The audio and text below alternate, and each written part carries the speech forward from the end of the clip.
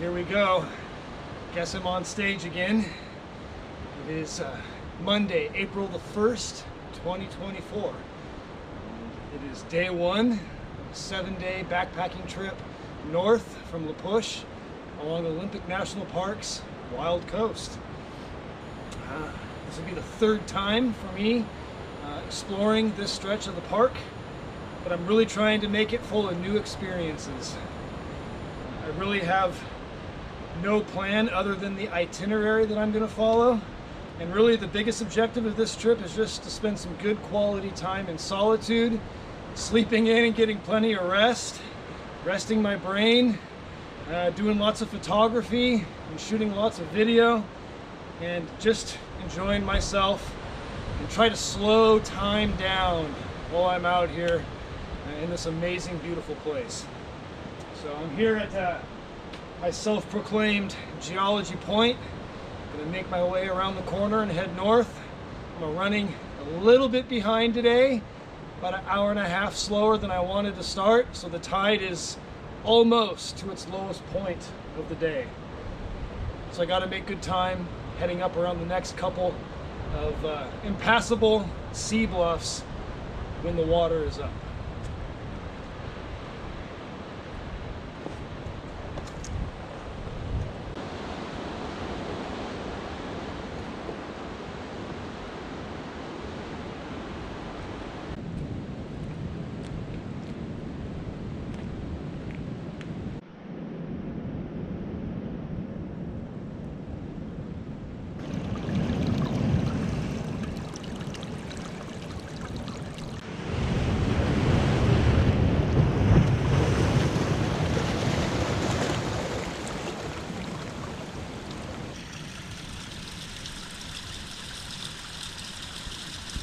Today I kind of have to move a little bit quicker than usual because it's the longest day of hiking that I have planned on my itinerary. Every time I've done this trip, I've never gotten to stay at Cape Alava, and the last time I hiked up to Point of the Arches, let's just face it, it was a pretty bad spring storm with a lot of rain, and we were just in a hurry to get out of there once we got there. So the main objective as far as places on this route is I want to spend more time up there north on the route. So I'm pushing it through a lot of mileage today. I'm going from Rialto Beach trailhead all the way to Cedar Creek backcountry camp.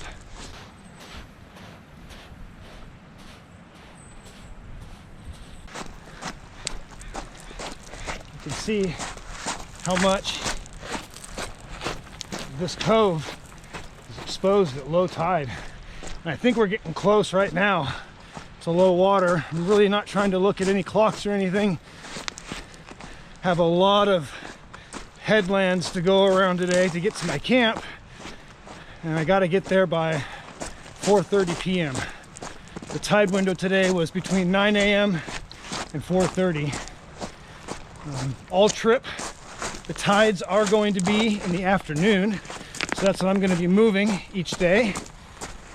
They are low tides. Here in Washington, we get 4 tides a day: a high, a high low, and a low high, and a low low.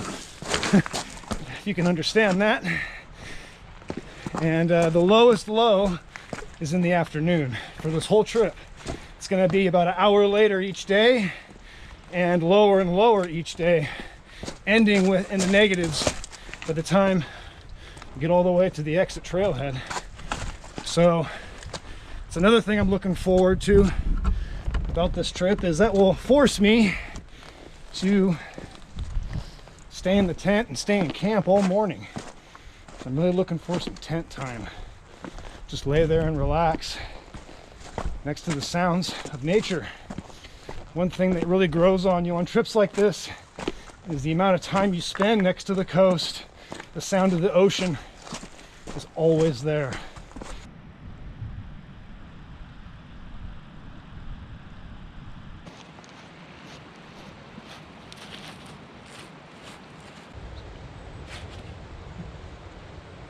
It's slippery.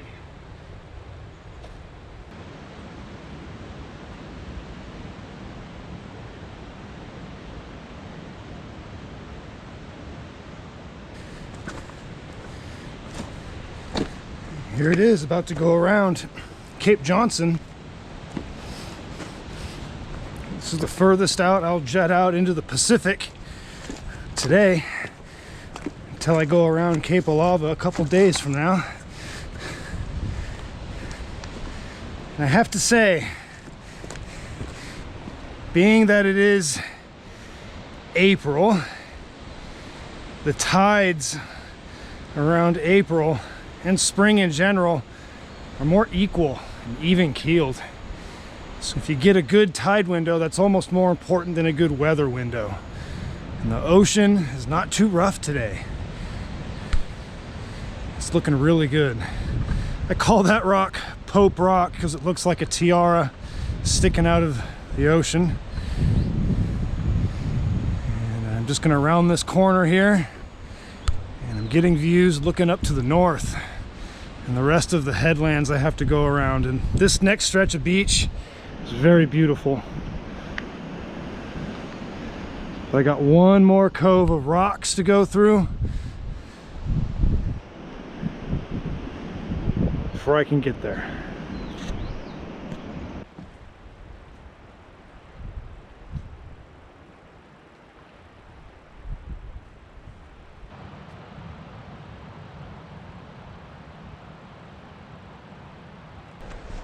All that's left to do today is to head up this sandy beach for a couple more miles and I'll be at my first camp. I really feel like I just have the freedom to open up my legs and go now. All those rocks are behind me now, and that was a long stretch of them, one of the longest of the trip. There's more to come for sure, but a milestone is behind me.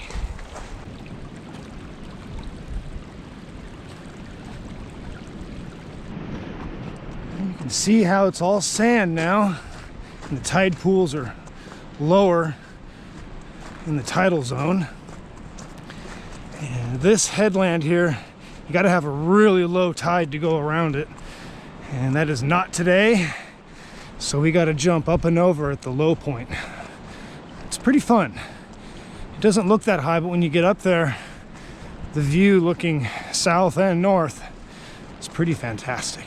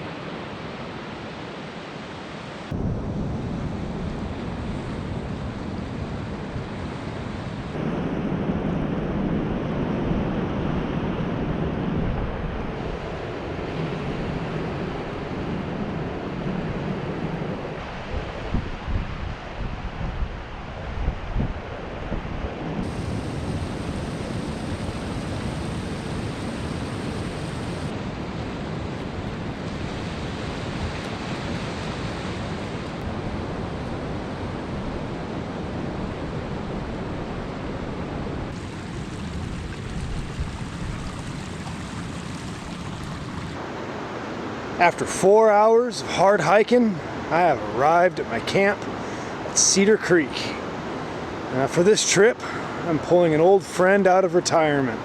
This is the first quarter dome I ever bought from REI at a garage sale. The zippers are still good. It's small enough for one person, and it's the lightest tent that I own. So I decided to bring it on this one just in case it gets kind of trashed with the sandy conditions. It is up and going, it's well ventilated, and my sleeping bag and sleeping pad are all set up. I really was hoping I would grab this camp. It's got this nice grassy bench up above the beach. And it's just a pretty incredible view of the Olympic coast. The way I came was around that corner and I walked up the coast that way today. Cedar Creek is right here. It's flowing right down into the Pacific.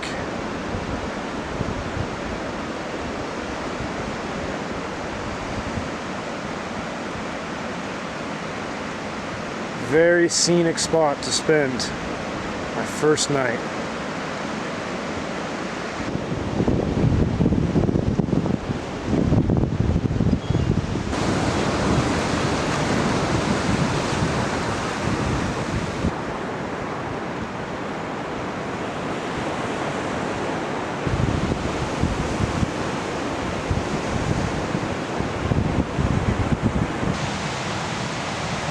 Right after I got camp set up, it got a little bit cold. I jumped in the tent, I laid down, wrapped that down sleeping bag around me for a little bit, took a little nap, and it felt really good. But it's still pretty chilly, so I think I'm going to make a fire. This might be one of the best nights of the trip to do that. Everything's dry still, because it's been dry for a couple days preceding the start of this backpacking trip. So I got some dry tinder here, got a nice platform. It's down on the beach, away from the camp. So I'm going to get started here and get some warmth and get ready for the evening celebrations.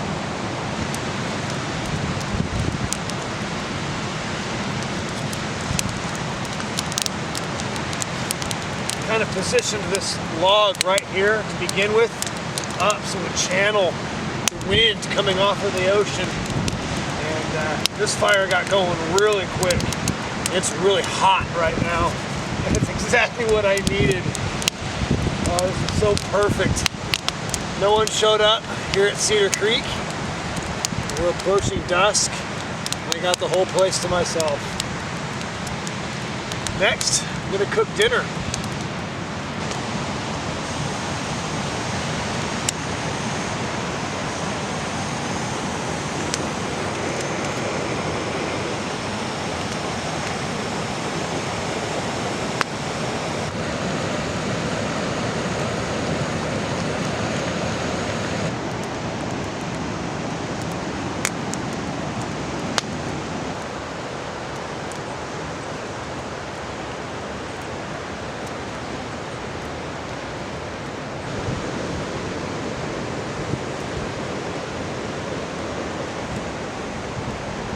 I'm just going to spend the rest of the evening poking away at this fire. I might let it burn down from here on out. It looks like it's about to get kind of moist. There's some mist, clouds. It just looks like drippiness slowly moving its way up the coast here. So if that happens, by that time it gets here, it'll probably be closer to dark. This will be down a little bit more. I'll be ready to head off to bed. Fantastic day, hiking. A little bit tired, a little bit exhilarated. 100% feel good. Good night, everybody.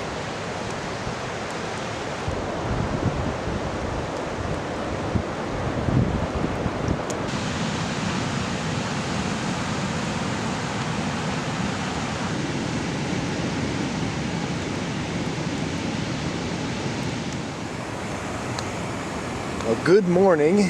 Here's the view from inside my tent on the second day, beginning. I am currently boiling some water for breakfast preparations. And as you can see, the tent flap is waving a little bit. And if you look outside,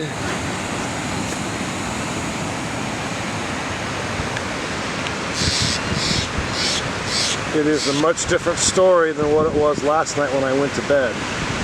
And it's already lightly raining, and the tide is much higher than what it was when I went to sleep last night and left the fire.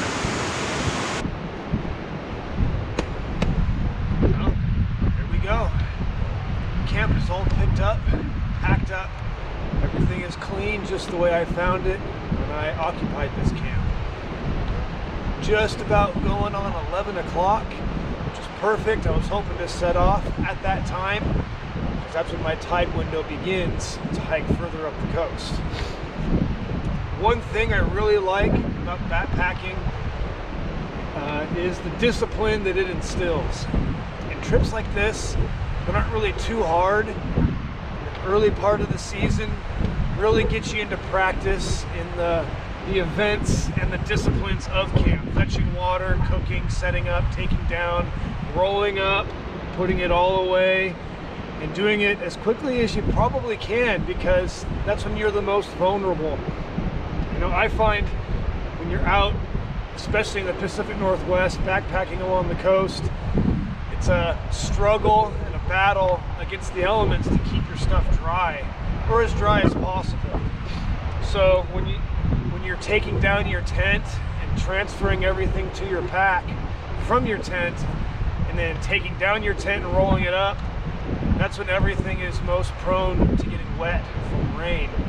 And I don't know about you, but I like rolling into the next camp, having a nice dry tent to set up, and put everything into it, and begin the comforts of life at the next location. So it's just about that time.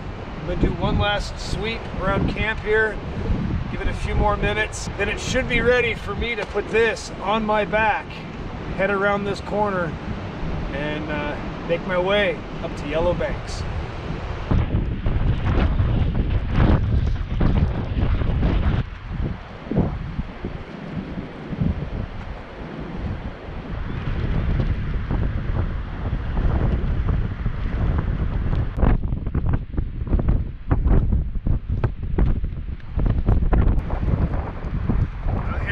I've reached the end of the beach, just past Norwegian Memorial. Very long, beautiful stretches behind me. Now I'm about to enter the rock, barren, strewn landscape of Chaosla Beach. This is going to take me around several headwalls, headlands that jut out, sea cliffs, lots of rocks, lots of tide pools. Very slippery. It's best just to keep moving, but go at a nice pace that's safe. There we go. I don't really know what's going to happen, but in a couple hours, I should be emerging onto the sands of Yellow Banks.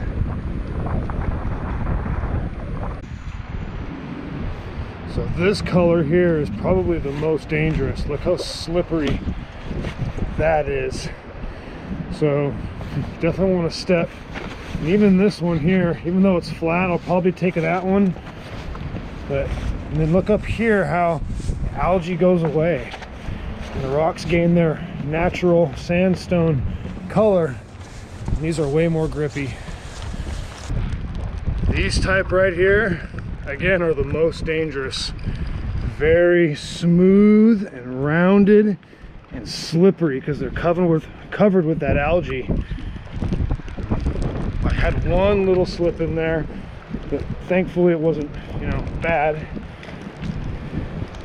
And then once you get through with that style of rock scrambling, you approach this giant bowling ball sized, or just a mixture of cobbles.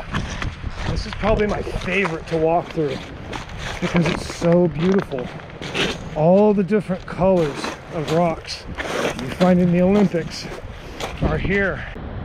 Trees must also be approached with care. A barkless tree with green slime on it is 100% no. I do not put a foot on that. It's a sure slip. So in this case, I'm going to go around and step over this one and then continue.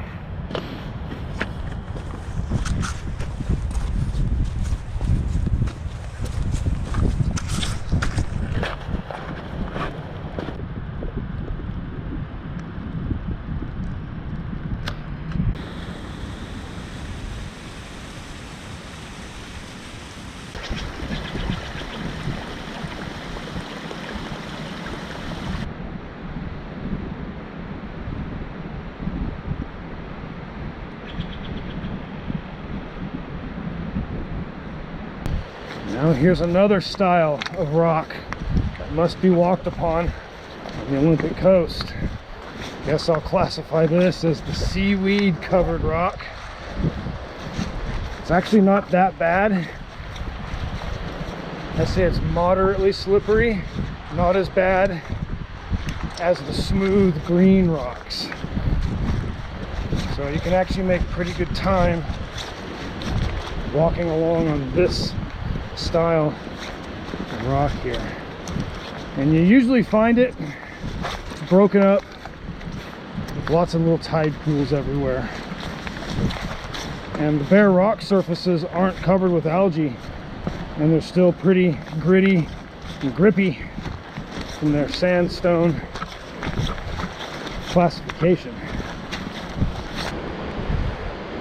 You can see the extent of these uplifted sedimentary rock cliffs. The waves at high tide pound right up against them, and it is essential that you follow the tide window when moving through here. Otherwise, you're gonna have a pretty spectacular day on your hands.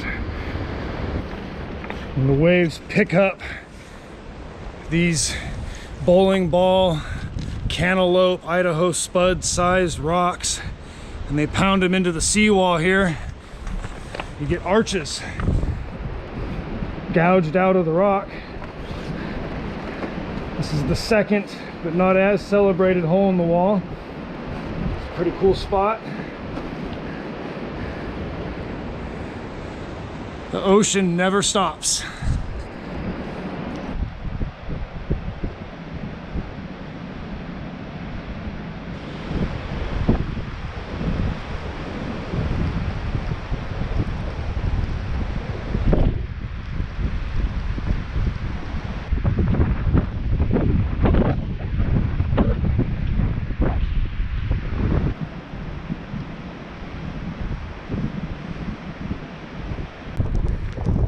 I just worked my way along these cliffs and boulders, and I'm around the first major obstacle today. I'm entering another vast flat expanse of different shaped rocks. I might be able to just cross and cut right across it if I can. And then the last stretch of rocky beach is ahead of me here. And soon I'm gonna dip to the right and go around the corner up there.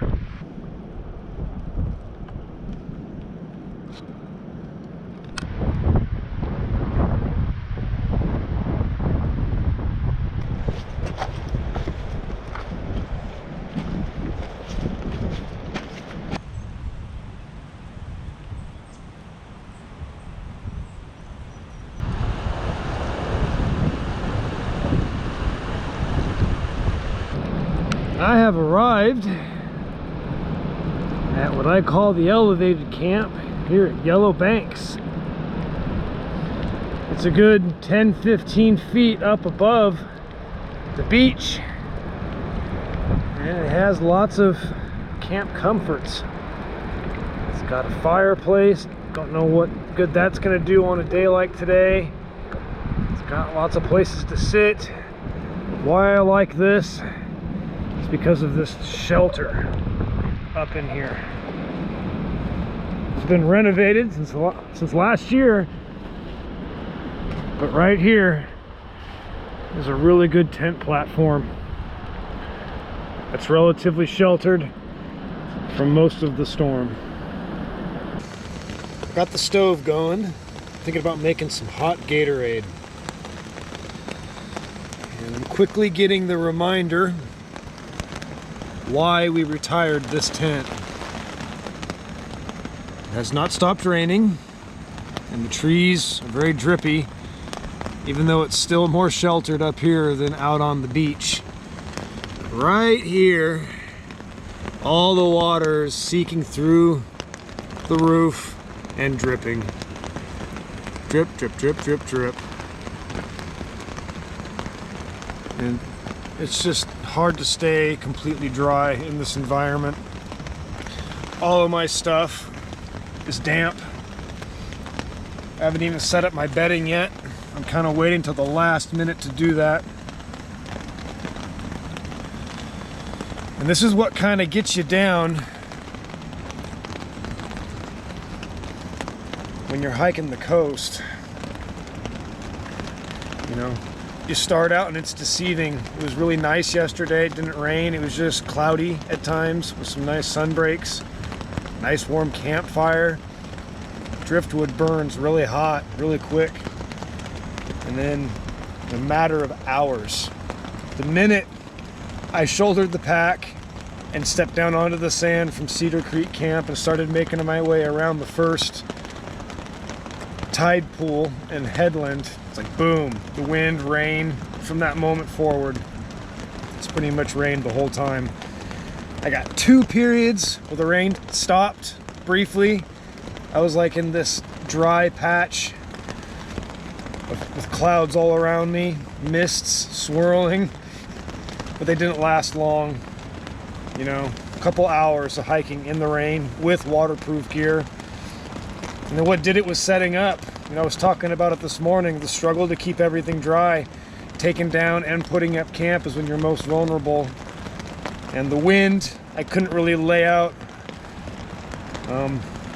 my tent pad without it blowing up or getting wet to begin with. And just as I put the tent up, everything got dripped upon and rained upon. And then unloading the pack, everything got wet. It's easy to have low morale in conditions like this. You just have to stay strong, stay occupied. I'm reading, I'm looking at the map, looking out the window every 5 minutes. Drinking warm fluids really helps. So I'm just gonna sit here and see what happens. And hopefully this system moves inland or stops as it gets dark. I'd hate to have to pick everything up in the same density of rain tomorrow morning.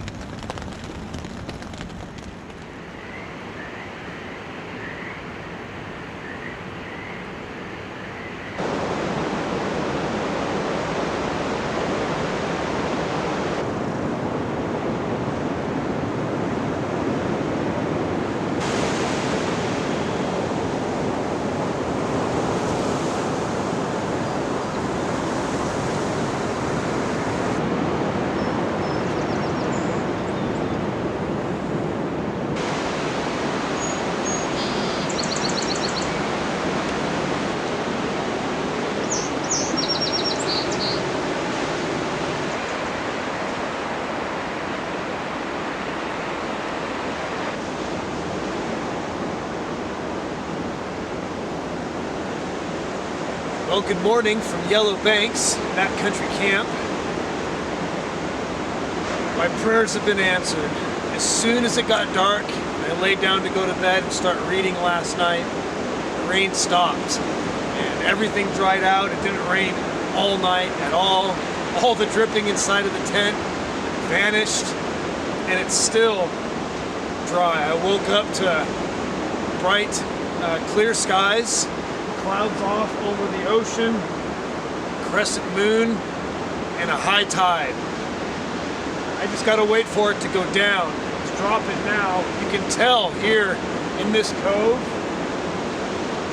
these cresting waves, they get more intense when the tide drops and ebbs against them. So, still got a couple hours to wait before I can make my way around the next set of rock obstacles.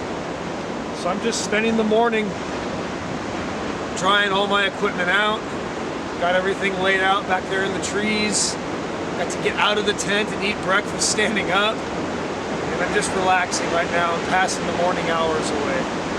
My tide window starts at noon today, but I think I'm gonna get packed up just a little early, probably around 10, 11 o'clock, so I can head down to a really cool set of tide pools that are right down here.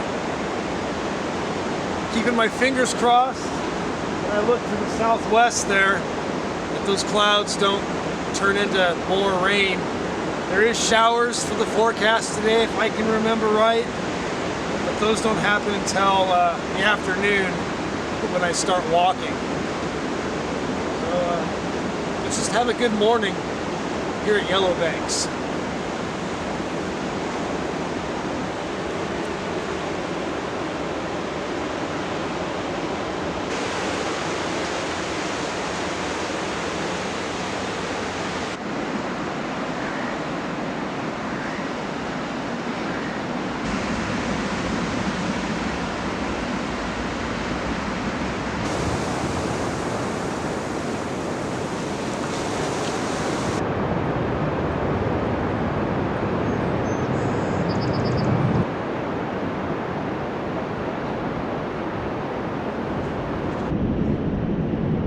It's always good to remember though, no matter what type of gear you got, no matter how waterproof your rain gear is, eventually in a Washington rainstorm, it's going to soak through and get 100% wet like it did yesterday. So I am really thankful that the rain stopped and it's not continuing to pour at this moment. All morning, it's been really dry. Nice breeze blowing in off the coast, occasional sun breaks. I was able to lay everything out, dry it out, pack up my backpack. Everything is moderately to mostly dry. I'm ready to make my way further up the coast now. It looks like my good fortune might change. I can see the beginnings of what looks like some showers just as soon as I'm ready to get started here. So you may have to repeat the whole process again today, but at least I'm starting out dry.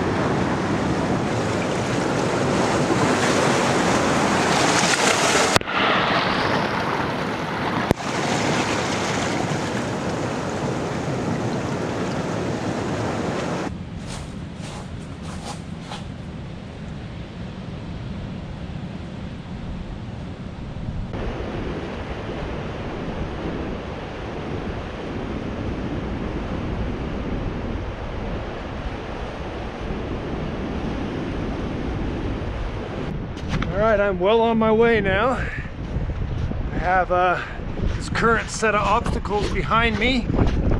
Really got to wait for low tide for that one to get around that point of rock that separates the beach up to Sandy Point from the Yellow Banks.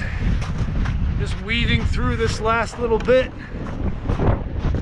Boulders. I should have a nice long stretch open sand to make good time. Today I'm heading to Cape Alava for my third night, and I got this storm shower system behind me right here, kind of running away from, but I eventually, soon enough, it's going to hit. I don't have far to go today, and I'm really looking forward to today's camp. I have never camped at Cape Alava before. I've only been there on day hikes.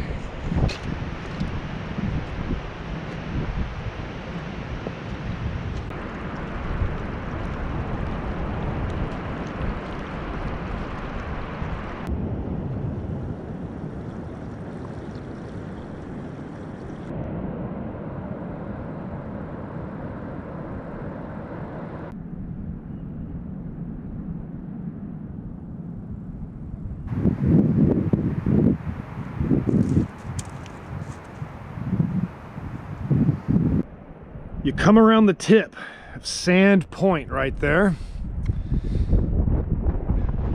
And there's just a little bit more sand pretty much you are entering the third stretch of rocky beach, as well as just another incredible section of sea stacks and epic coastal landscapes. It's 3 miles from this point out to Cape Alava, and I think the third point, there's 1, 2, 3 points out there is Wedding Rocks. That's where I'm gonna hunt for the petroglyphs. Way out over there, there's Cape Alava right there. That's my next camp, 3 miles away.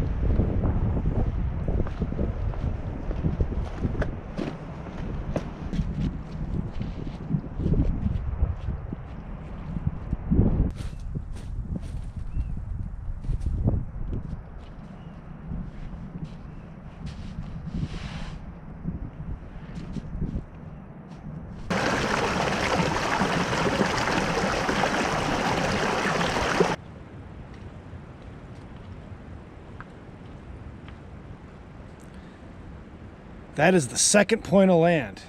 And as I made my way along that beach, I found a lot of really nice camps. And I crossed up over here, and I knew that this point of rock would be the Wedding Rocks. And I just walked right up here, and it did not take long to find the petroglyphs.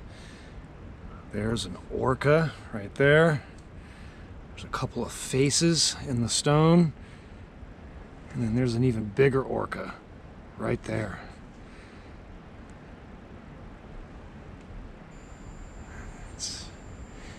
I've come by this spot. This is my third time now, and first time seeing these. They've been in so many pictures. I'm gonna go try and hunt around and look for more.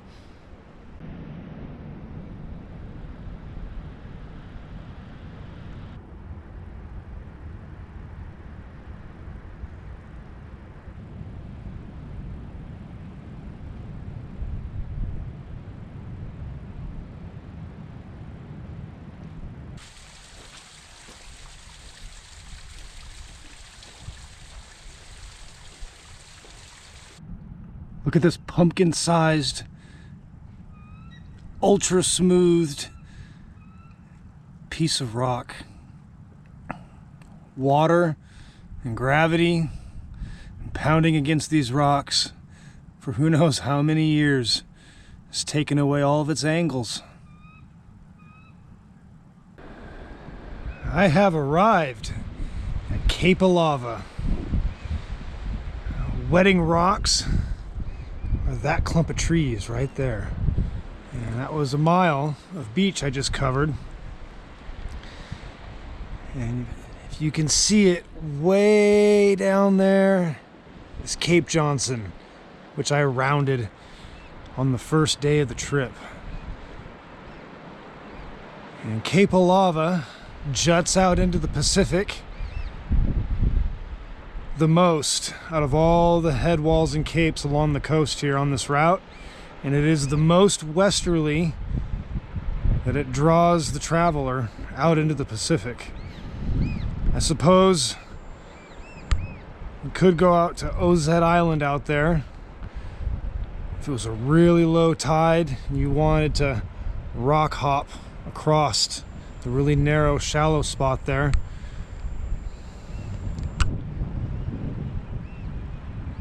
It's a vast plain of rocks. It's going to be flooded here probably within the next couple of hours. I guess I'll time it to see how long it takes water to fill up into here. And tomorrow I'm going to go around that corner for the shortest day of the trip up to Ozette. And the camp is in those trees over there. That's my next stop, just to go in there, find a suitable place, set up the tent.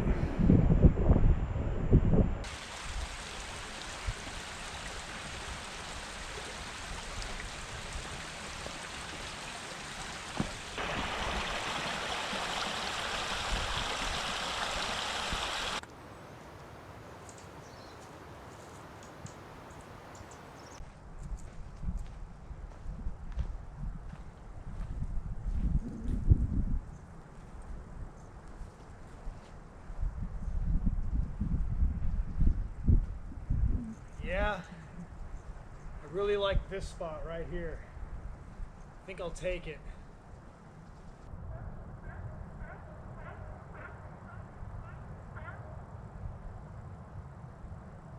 Camp is set at Cape Alava.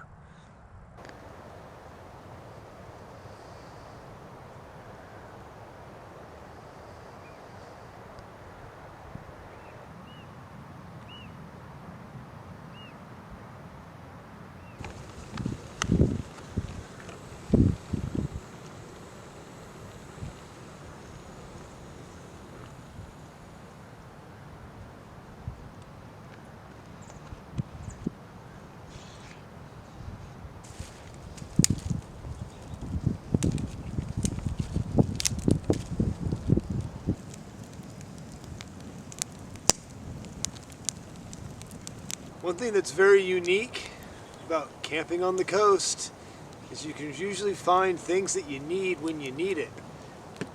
I found this bucket just over here at another camp. No one was using it, so I'm using it as a chair next to my fire. It's not too big, but it is warm. I wasn't able to find that much wood, but I scrounged and I found enough. I'm at least going to keep this burning until this sun goes down, and then I'll probably stop adding wood to it and call it for day number 3. Got some hot Gatorade, got some hot fire, some hot sun, the setting, the tide is flooding in beautifully, covering all these rocks. Ozette Island definitely blocks a lot of the surge and the surf. It makes it calmer up in here. It's a really peaceful evening. I don't know if it's the midway point of the trip yet, but it sure feels like it. So I'm going to try and slow time down, sit here, and enjoy this moment before I go to bed. Good night, everybody.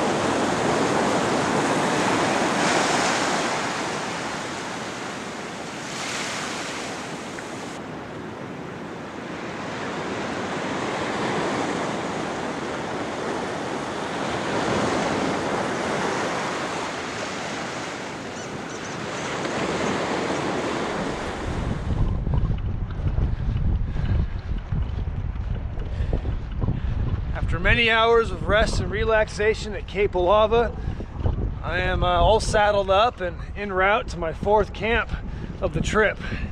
It is the shortest day, probably under 3 miles to where I got to go, but I do have probably the most interesting obstacle of this route. I will have to ford the Ozette River, which is a big reason why I waited for the tide to be so low. It won't be that bad. I think 3 feet is the maximum. You don't want to try and attempt it any more than that, but you want to leave it up also to your own safety measures, what you're comfortable with doing. I'm rounding this corner here, Cape Alava, and I'm starting to get my first views up there to the north. I can see Point of the Arches right there. That's where I'm off to in a couple of days. And then way over there, Vancouver Island, all those mountains of Canada. And I just see peaks stretching off as far as the eye can see. And they look like islands, miniature islands of mountains sticking up out of the ocean way out over there. From this point forward here, the end of the trip is visible off over there, and I'm not ready for it to be over with yet. I'm really enjoying myself. I'm at that point now where I'm starting to get used to everything, and I'm really hoping, and I try to force myself to have a really good time at camp tonight. Should be there in no time and resetting everything back up.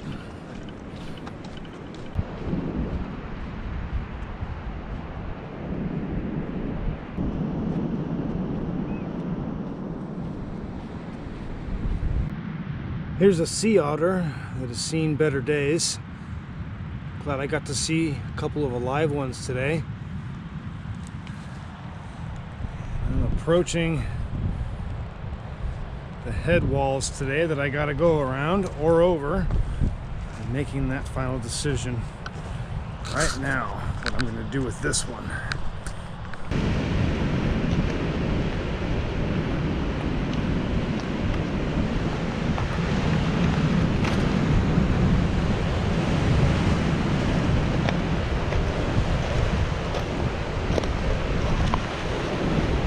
Wow.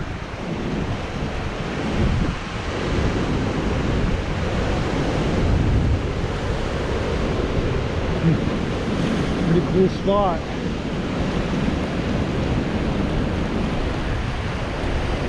Holy moly.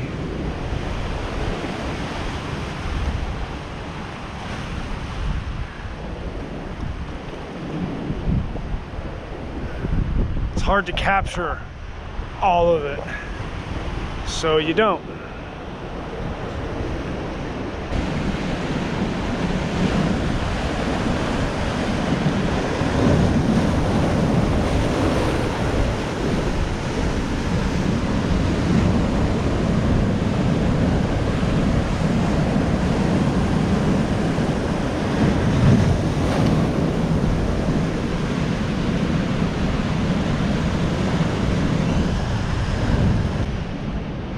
Pretty deep cave gouged out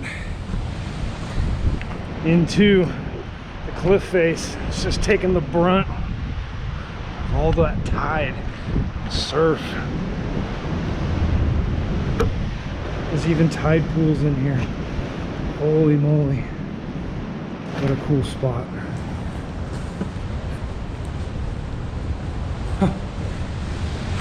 How far up in there it goes. I gotta be careful so I don't slip.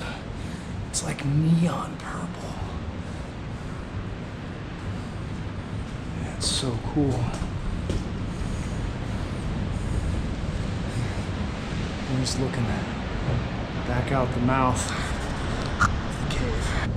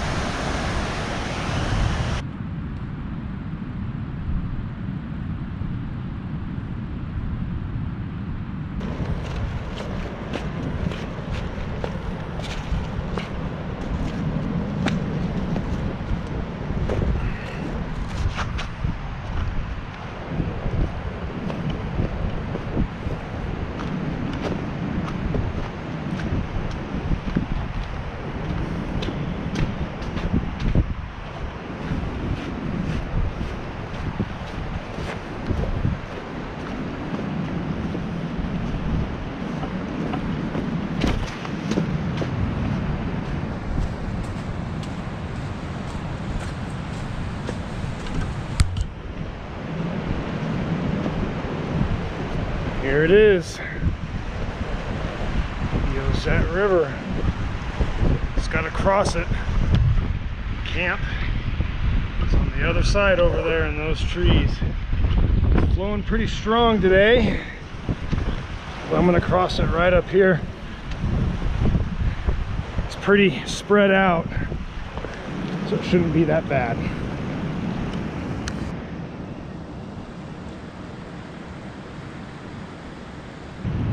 All right, taking my shoes off and my pants off. I got some swimming shorts on, and I'm about to go. I busted out the trekking pole here, and the best thing to do is face upstream. Just cross. I picked kind of the widest spot here where the water is fanned out more, but it really doesn't look too deep. Rocks are probably just going to be a little slick. Be sure that you unbuckle your pack before you attempt any crossing, so you can throw it off really quick if you need to. But all that's going to happen if I fall over here is I'm just going to get swept out into the ocean. No biggie. Oh man, that is cold. Here we go. Now I'm going to face upstream. Okay. Here we go. Crossing the Ozette River. The deepest right here is at my knees. It's above my knees now. It's getting stronger. It's getting stronger, that's for sure. Just want to keep moving deeper. Probably the deepest spot right here. Definitely up to my thighs. Oh, almost fell there. Do not fall. That would not be a good day. Almost there. Kind of just letting the current kind of slowly take me down with it instead of fighting against it. You know, a couple more feet.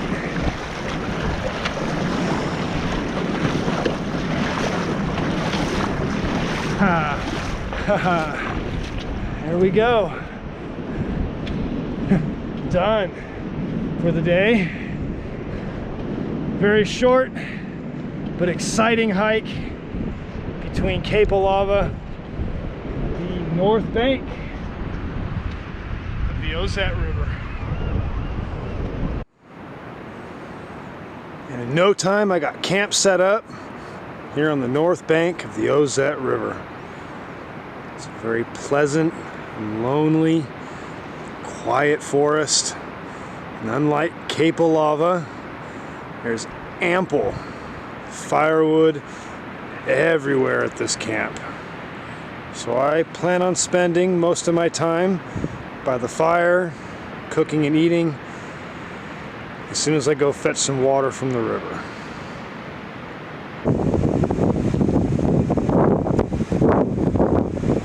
It's so windy. I had to move my stove underneath of this little cover to keep it from blowing out. All day it's been windy, sunny, clear, cold. It's been chilly all day.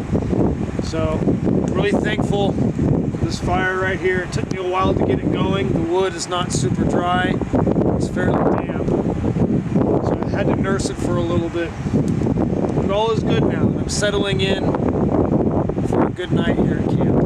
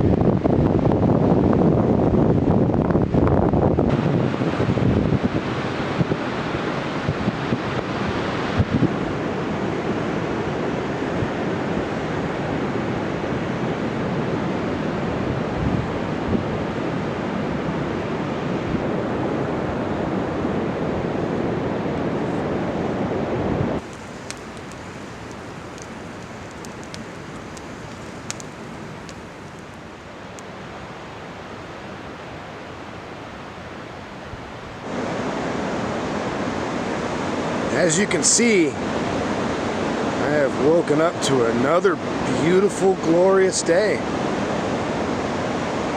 Nowhere near as windy and chilly as it was yesterday. And it's clear over the Pacific. I think the tide is coming in just a little bit more now, and then I gotta wait for it to go back down so I can make my way around one of the arches over there. Last obstacles of the trip.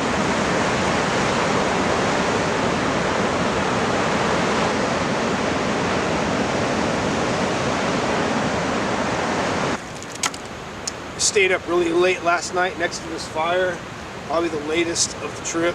I don't think I went to bed till about midnight. Just, it was so big and so warm, and the stars were everywhere. Just couldn't say no to that. So it's about 8 o'clock a.m. This is sleeping in for me. I'm getting breakfast cooked, and I'm going to spend a lot of time around camp today. My tide window does not open until 2 o'clock p.m. today.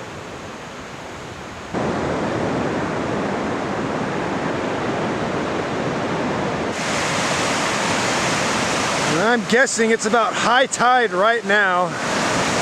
And just to compare yesterday to today, here is the estuary, the mouth of the Ozette River at high tide. You can see how the surf is actually coming up right where I was crossing. In fact, I started at that rock right there that has waves sweeping up over the top of it. And that is why it is important to cross this river as close to low tide as you can get.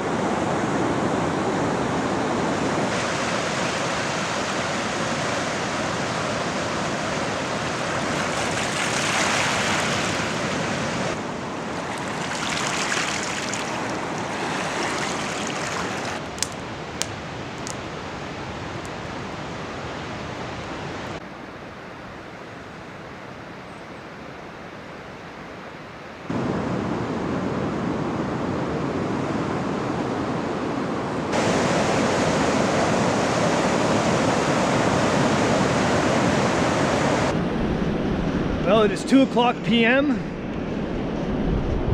Everything's all packed up on my back. And I'm saying goodbye to the north bank of the Ozette River. It's really hard to leave this camp. It's one of my favorites. It screams Pacific Northwest every way you look at it. And I just had to spend a few more extra moments of silence here before I move on. It's the last, quote-unquote, I guess, challenging day. I don't know how many miles it is north, but I'm going to experience my last set of bouldering on giant rocks, and then my last series of overland routes to look forward to. Last year when I did this, it was in a very intense low pressure system. Lots of rain, lots of wind, very stormy. So me and my friend JR were literally in survival mode the whole time, just trying to get to Shishi Beach. And today I have this glorious weather. There's no wind, it's warm, it's comfortable. So I'm looking forward to enjoying myself on this stretch and really getting to take it in a little bit more and just slow things down.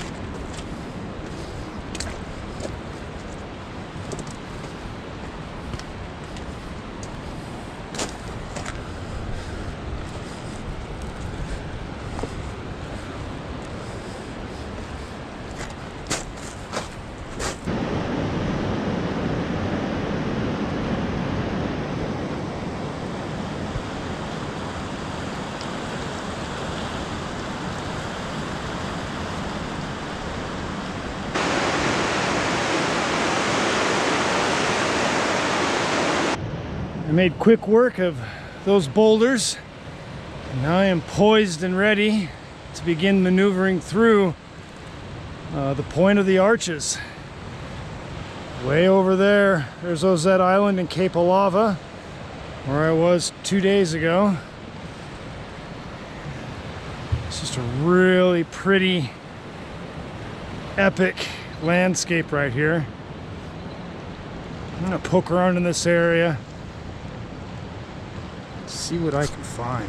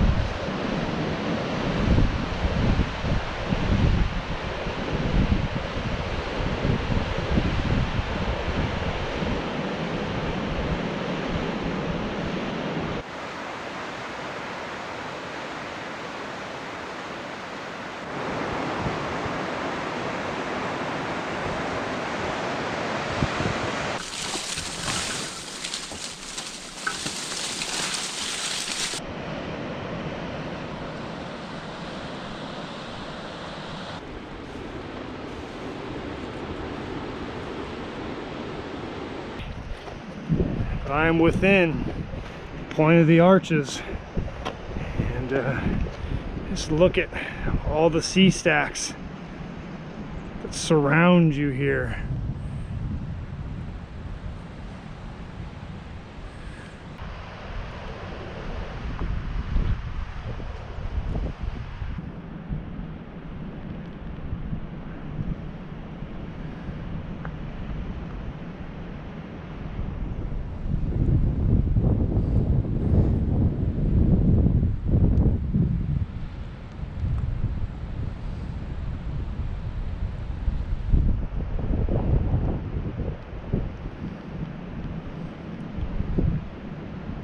Time to be here is at low water,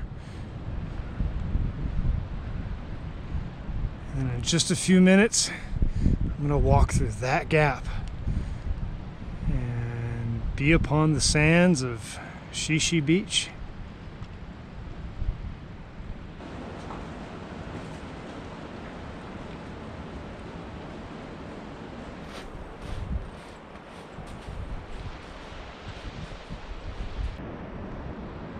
One last look back before I proceed, pass through the gap.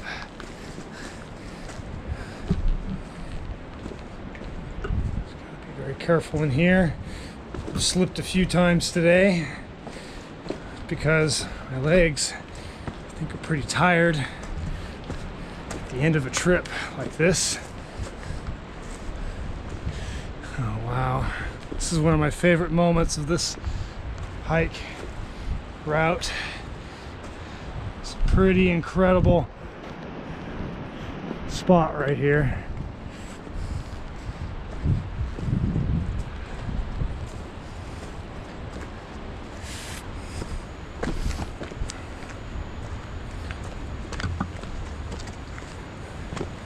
Here we go.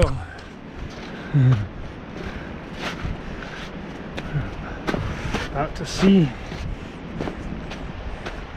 the beach. Represents the end. There we go. Woo! Now I just gotta go find a place to set up my camp.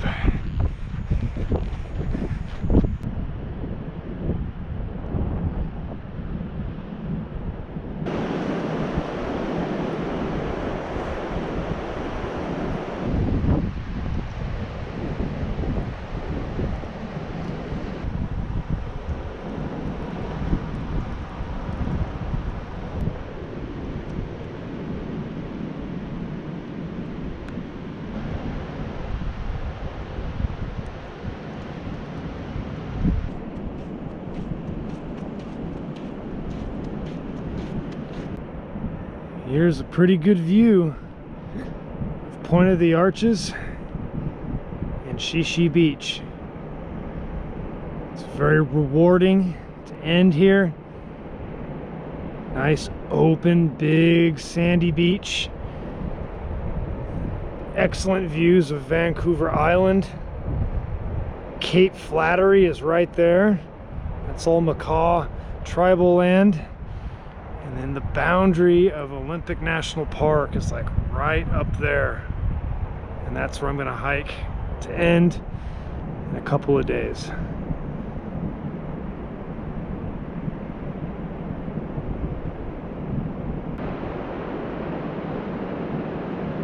Wow, that sun is setting fast on this day.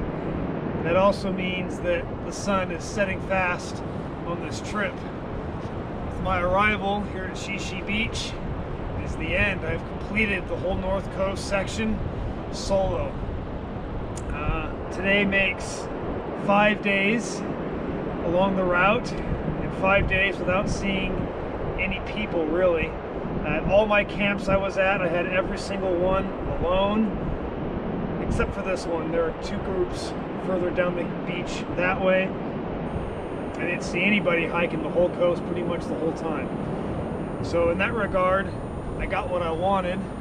I got isolation, and I got some alone time. I've always referred to this region, the Olympic coast, as the end of the world. And at one point it was a empty space on the map.